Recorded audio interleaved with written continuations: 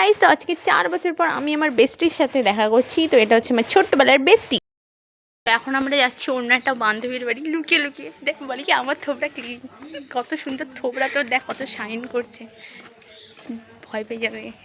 তো এটা হচ্ছে আরেক মহান ব্যক্তি, তো এর মুখটা একটু পরে রিভিল করব আমরা। তো এখানে আমরা যাওয়ার পর আমাদেরকে আম কেটে দেওয়া হয়েছে, আর আমি তো আম খাবোই না, আর একে সব আম খাওয়াবো। তো এ খুব মজা মজা করে হনুমানের মতো আম খেয়ে যাচ্ছে, যেটা দেখে আমার খুবই ভালো লাগছে, তাই আমি তোমাদের সাথে শেয়ার না করে পারি বলো। তারপর আমরা চলে গেলাম ঘুরতে। এই ভূত আছে নাকি, লোক আছে, এই গুনগুন ফুন ফুন শুনতে পাচ্ছি তোরে।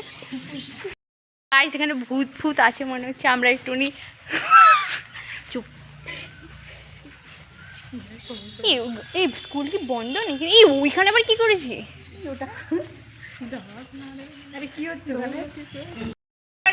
তো এটা হচ্ছে আমাদের স্কুল, এখানে আমরা ক্লাস 8 অবধি পড়াশোনা করেছি, ক্লাস 7 অবধি ছিলাম।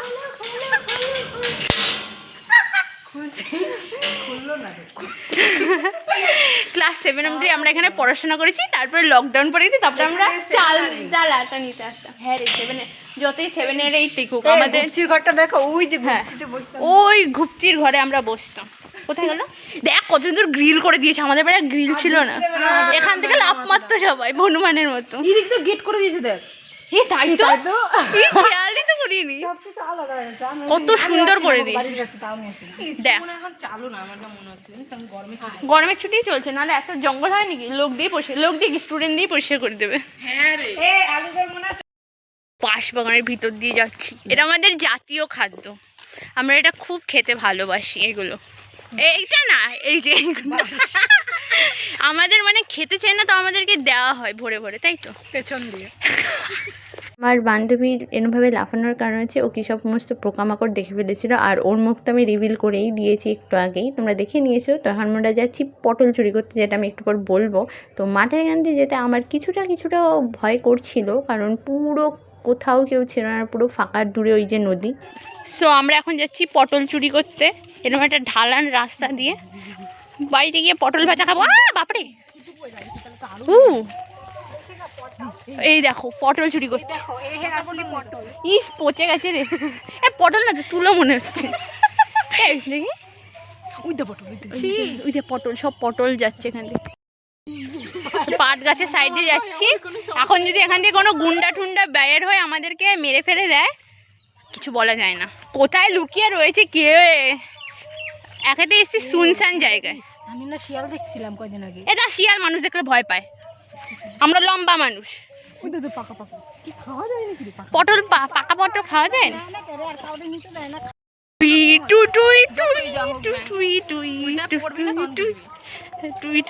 পড়বো না রে, না